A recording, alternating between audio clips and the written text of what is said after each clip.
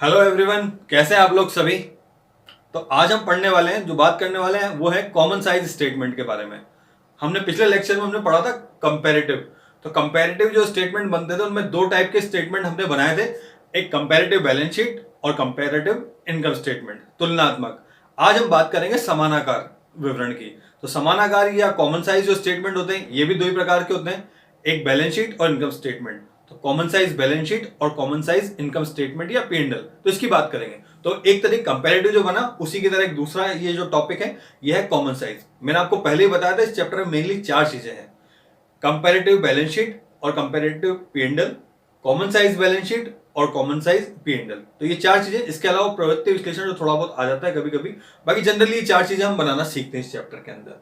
और इसकी बात करें तो कंपैरेटिव हम लोग पढ़ चुके हैं, बैलेंस शीट भी और पीएनएल भी। आज हम बात करने वाले हैं कंपैरेटिव जो स्टेटमेंट है, पहले बात करेंगे बैलेंस शीट की, तो सॉरी कॉमन साइज की। तो कॉमन साइज बैलेंस शीट क्या होती है, सेम जैसे कंपैरेटिव होती थी वैसे ही कॉमन साइज बैलेंस शीट होती है।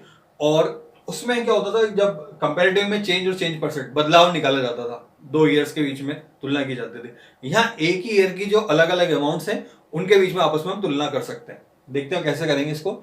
तो पहले बात कर ले कॉमन साइज जो बैलेंस शीट है इसके फॉर्मेट की। फॉर्मेट आपको नोट्स में मिल चुका है। तो कॉमन साइज बैलेंस शीट का जो फॉर्मेट हम देखेंगे, तो पहले तो वही कॉमन साइज बैलेंस शीट, जगह कम है तो मैंने यहाँ लिख दिया नेम ऑफ कंपनी, एजेट वगैरह आप वो लिखोगे सही, ठीक है। तो common size balance sheet format की बात करें, अब कॉलम्स की बात कर लूं पहले। कॉमन जो पहला कॉलम है पर्टिकुलर, सारी चीजें बैलेंस शीट के अंदर क्या आती है वो सब आपको पता है, अभी बात करेंगे उनकी। उसके बाद प्रीवियस ईयर का अमाउंट, ये पहले की तरह हो गया। करंट ईयर, ये भी पहले की तरह हो गया। अब चेंज कहां पे है, जो आप पहले यहाँ जो बनाते थे हम कंपैरेटिव तुलनात्मक बैलेंस शीट, उसमें यहां पर आता था चेंज और चेंज परसेंट। अब यहां पर चेंज और चेंज परसेंट नहीं आता, यहां पर आता है परसेंटेज ऑफ टोटल। वो क्या होता है अभी बात करते हैं। तो पर्टिकुलर में जो चीज आती है एक बार फिर से देख लेते हैं। आपको सबको पता है कि अब तक आपको सबको रीड कर चुके हो, दो तीन क्वेश्चन, कई क्वेश्चन कर चुके हो कंपैरेटिव बैलेंस शीट का। तो सबसे पहले लायबिलिटी साइड होती है जिसको हम बोलते हैं equities and liabilities. Share holder fund इसके अंदर आता है। उसके अंदर सबसे पहले शेयर कैपिटल, अब यहाँ पे मैंने थोड़ा शॉर्ट कर दिया है, तो शेयर कैपिटल चाहे वो इक्विटी हो चाहे प्रेफरेंस शेयर्स हो। उसके बाद रिजर्व आ जाते हैं। उसके बाद non current liability, non current liability में आप चाहे लॉन्ग टर्म बोरोइंग्स को ले सकते हैं, डिबेंचर्स को ले सकते हैं, लोन को ले सकते हैं। तो वो सब चीजें नॉन करंट लायबिलिटीज में आती है। अब आपको पता है इसलिए बार बार मैं उसको पूरा उतारना नहीं चाहता। उसके बाद करंट लायबिलिटी, करंट लायबिलिटी में क्या क्या चीजें होती है वो भी आपको पता है। तो ये शॉर्ट में हमने लायबिलिटी साइड बना दिया। प्रीवियस ईयर का अमाउंट लिखेंगे, करंट ईयर का अमाउंट, ये आपको क्वेश्चन में मिलेगा। जो सा हमने कंपैरेटिव में करा था कि प्रीवियस ईयर करंट ईयर का अमाउंट, यहां तक पूरी बैलेंस शीट हमें बनी बनाई क्वेश्चन में मिलती थी। हमारा काम क्या था, दो कॉलम निकालना, एक चेंज और चेंज परसेंट। आपको पता है वो माइनस करके चेंज निकालते थे, चेंज परसेंट का एक फॉर्मूला था। बस ये दो कॉलम हमें नए बनाना है इस फॉर्मेट में। तो यहाँ पे क्या होता है, यहाँ पे प्रीवियस ईयर करंट ईयर का तो अमाउंट हमें मिलेगा। अब percentage of total previous year, तो एक बार तो टोटल से इसका परसेंटेज निकालेंगे, एक percentage of total current year, एक बार करंट ईयर, दोनों के लिए परसेंटेज ऑफ टोटल बनाएंगे। तो जब बनाएंगे ना तो पहले इधर वाला फॉर्मेट पूरा बनाएंगे, टोटल यहाँ पर करेंगे, उसके बाद परसेंटेज ऑफ टोटल निकालेंगे। अब परसेंटेज ऑफ टोटल कैसे निकलता है, इसका फॉर्मूला होगा पर्टिकुलर, जो पर्टिकुलर में जो भी अमाउंट है हमारा अपॉन प्रीवियस ईयर है करंट ईयर, इसमें प्रीवियस ईयर हो जाएगा, सॉरी प्रीवियस ईयर का टोटल, तो पर्टिकुलर अपॉन टोटल इंटू 100 करते हैं।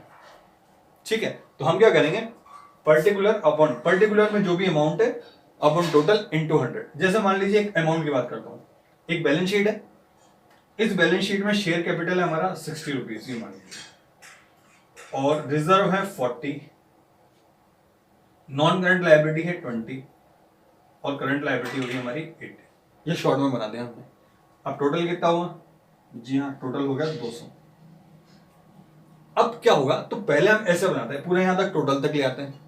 पहले वाले में क्या होता था, आपने फटाफट यहाँ लिखा फिर चेंज चेंज परसेंट हर उसका निकाल सकते थे रो का। यहाँ पहले पूरे कॉलम के हिसाब से पहले अपने लायबिलिटी कर ली, लायबिलिटी का हमने यहाँ टोटल कर लिया। अब टोटल हो गया जैसे 200।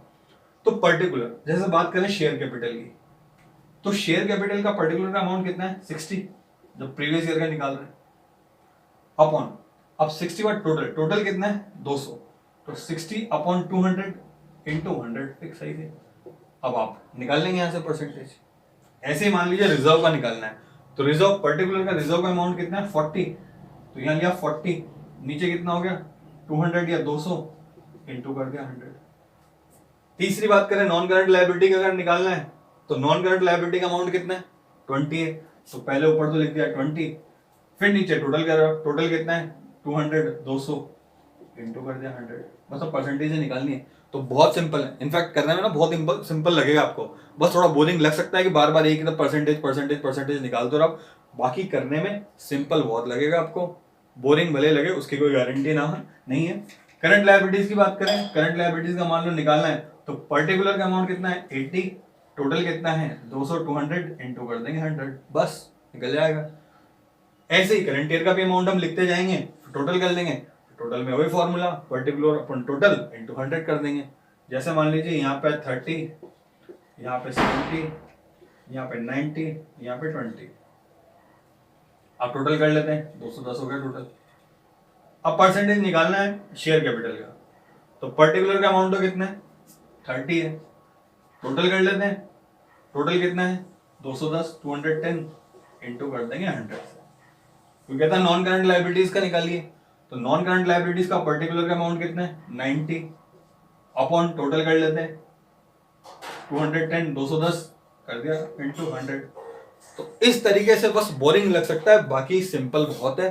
आपको एक बार टोटल करना है, टोटल यहां तक की बैलेंस शीट वैसे ही आपको क्वेश्चन में मिलेगी तो टोटल भी आपको मिल जाएगा। हमारा काम से ये फॉर्मूला याद करना है, फॉर्मूला क्या है particular upon total into 100।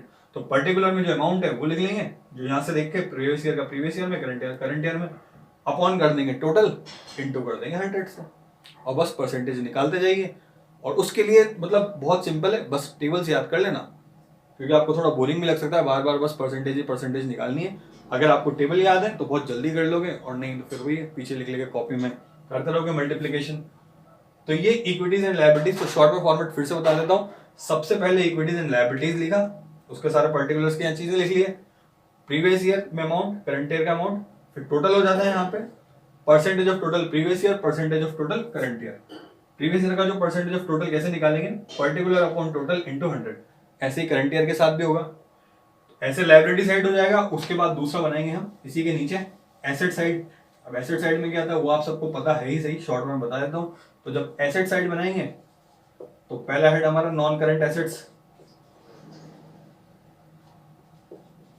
Non current assets में आप जानते हैं इन्वेस्टमेंट, फिक्स एसेट्स वगैरह सब कुछ आते हैं, मैं दोबारा नहीं लिख रहा हूं। और दूसरा हमारा करंट एसेट्स, करंट एसेट्स में क्या क्या चीजें आती है वो भी आप सबको पता है, तो वो सब चीजें हम यहाँ पे लिख देंगे, फिर इनका अमाउंट लिख देंगे, फिर टोटल कर देंगे। टोटल करने के बाद वापस वही प्रक्रिया पर्टिकुलर अपॉन टोटल इंटू 100।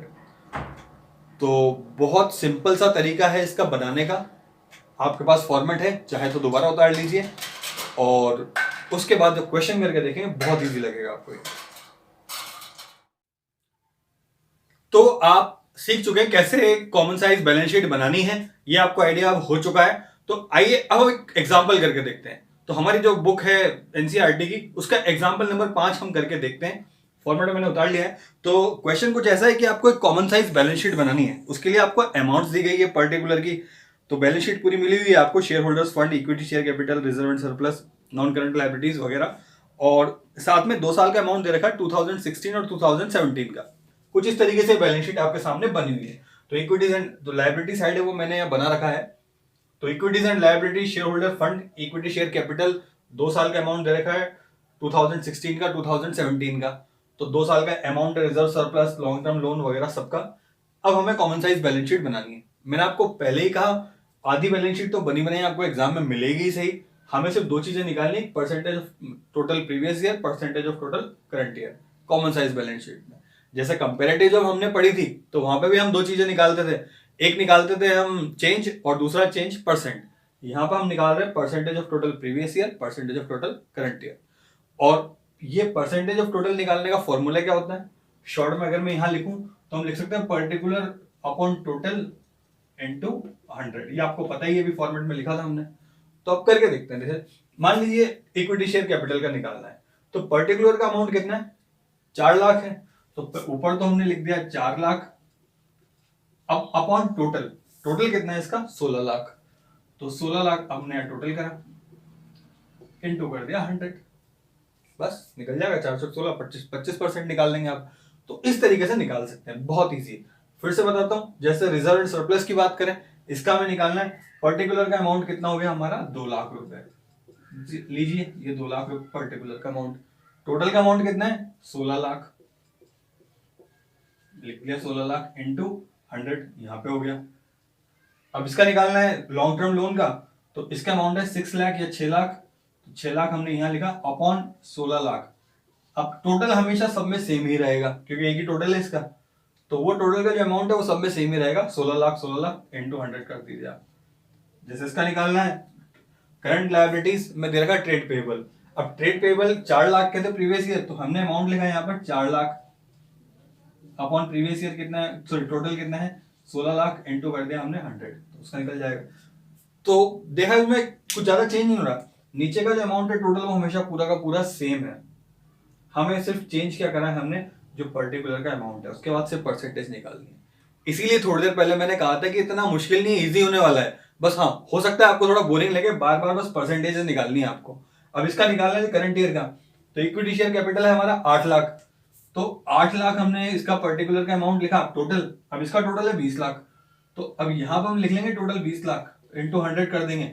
अब पूरे क्वेश्चन जो इस लाइन में, इसमें पूरे में 20 लाख आना शुरू हो जाएगा। जैसे रिजर्व एंड सरप्लस की बात करें, तो करंट ईयर का 3 लाख, तो परसेंटेज ऑफ टोटल निकालना है, तो 3 लाख तो इसका टोटल हो गया, अपॉन टोटल कितना है 20 लाख इंटू करते हैं, मल्टीप्लाई कर दिया किससे, 100 से। नॉन करंट लायबिलिटी की बात करें तो long term loan current year का है 8 लाख, तो 8 लाख का ये लोन के अमाउंट हो गया यहाँ पर। टोटल कर दिया कितना है 20 लाख इंटू 100। अब बार बार जो करंट ईयर का अमाउंट है सब जगह नीचे टोटल अमाउंट कितना होगा 20 लाख। इसी तरह जब करंट लायबिलिटीज की बात करें, उसमें एक ही चीज है ट्रेड पेबल। ट्रेड पेबल यानी क्रेडिटर, ये तो आप लोग जानते ही हैं। तो इसका करंट ईयर का अमाउंट है 1 लाख रुपए, तो हमने यहां तो लिख दिया 1 लाख अपन टोटल कर दिया 20 लाख, मल्टीप्लाई कर दिया किससे, 100 से कर दिया इसको यहां पर।